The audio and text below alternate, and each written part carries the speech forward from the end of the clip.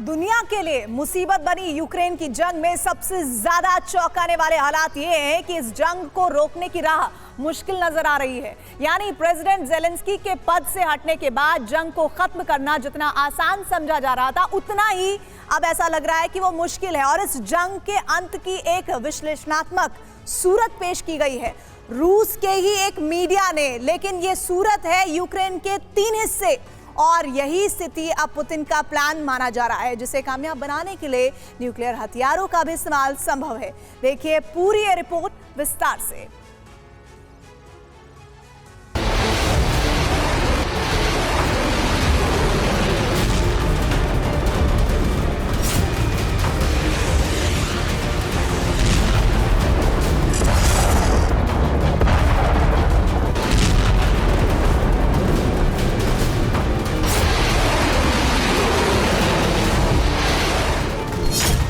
Putin की कसम, Ukraine होगा खत्म।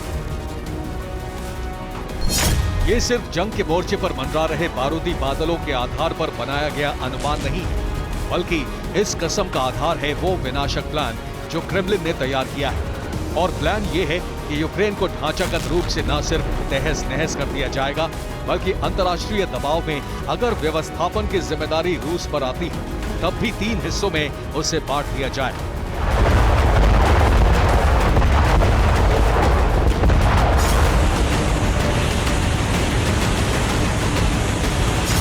आपको जानकर हैरानी इस बात पर भी होगी कि पुतिन के यूक्रेन को लेकर बनाए गए प्लान का बाकायदा विस्तार से खुलासा किया गया है। और ये खुलासा हुआ है एक ऑनलाइन प्रकाशन के रिपोर्ट में, जिसमें युद्ध खत्म होने की शर्त के साथ एक नक्शा प्रकाशित किया गया है। और ये नक्शा बताता है कि पुतिन की कसम जमीन के एक ऐसे हिस्से को तबाह करने की है जिसे लेकर अमेरिका, नेटो और पूरा यूरोप गंभीर है।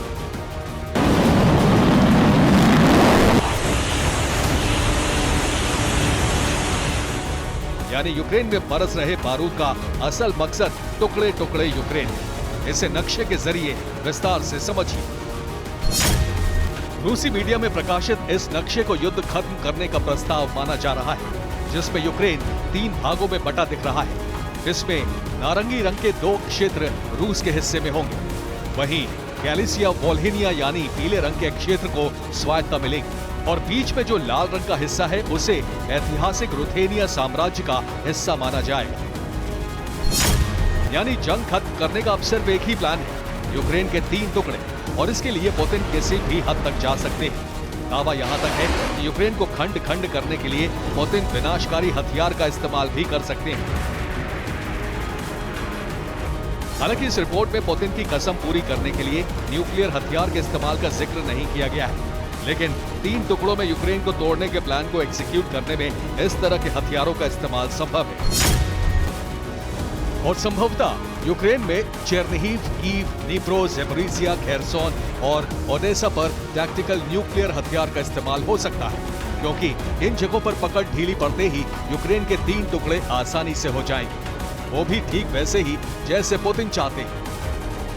और ये काल्पनिक आकलन भी नहीं, बल्कि इसके पीछे आधार ये न्यूक्लियर अटैक को लेकर तैयारी का नया दौर शुरू हो चुका है, जिसका प्रमाण है न्यूक्लियर हथियारों के इस्तेमाल को लेकर बयानों का बिल्कुल लेटेस्ट सिलसिला।